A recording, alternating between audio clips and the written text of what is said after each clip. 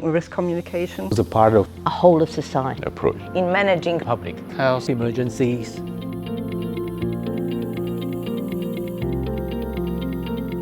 It is a great honor to welcome you all to the high-level meeting on risk communication for public health emergencies.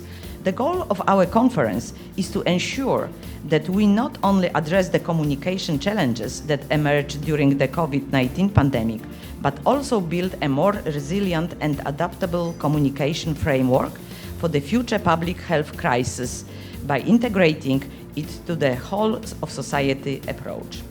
Japan greatly values the efforts made by ASEM in promoting mutual understanding between Asia and Europe through its exchange programs.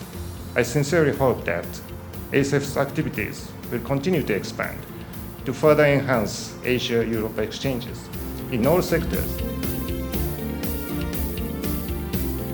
In crisis communication, other than aligning and centralizing is the way of aligning, is to make sure the message is current. It's so important to make it current. Because in a crisis, people are worrying about something. You know, their lives are in danger. They are worrying about their well-being in a very urgent way. And if your message is not current, I think something else will fill the void. Yeah. With social media, with all kinds of misinformation, things easily get, any information void will be filled up.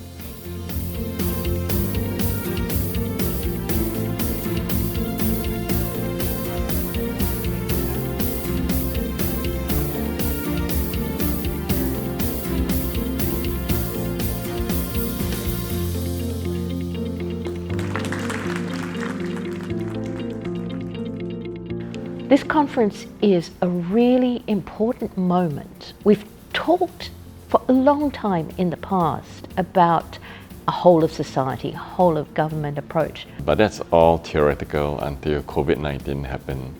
And so we had to learn a new way of doing things. For a whole of society approach, it's important in the first place that society is not already polarized or fractured, because then you would be much more difficult to get everyone on the same page and to agree on the same intervention, and then to provide agency for the community to participate and to actively volunteer. There are many officials, many bodies in the state which need to communicate specific part of their duties, but it's very important to have centered information for the society. And this fragmenting messaging and how to learn it to make it better is very important to influence our society, that we stay united and not divided. Risk communications is something that we need to do very well. And it's not just us doing it well locally in Singapore. The world needs to do this well together, jointly. Because when we think about outbreaks, what happens in one part of the world can easily affect other countries in the world right now. And this platform is an important one, especially with partnering Asia-Europe Foundation.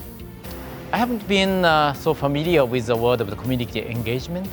How we can engage the community is quite important to inform the public or inform the audience to think about how they can change behavior or how they can decide what they can do in the face of the crisis. That is the idea I learned this time. Yeah.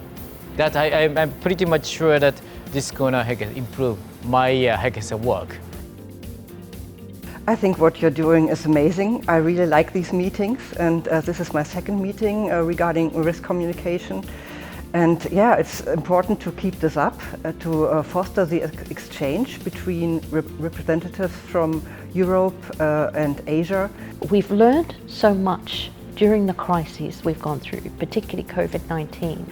Now is the time to apply those lessons to real actions we can take, so that in the future we're not catching up, we're ahead, and we have our societies with us. Working together to build a world where risk communication is not just a response to crisis, but an integral part of our approach to public health.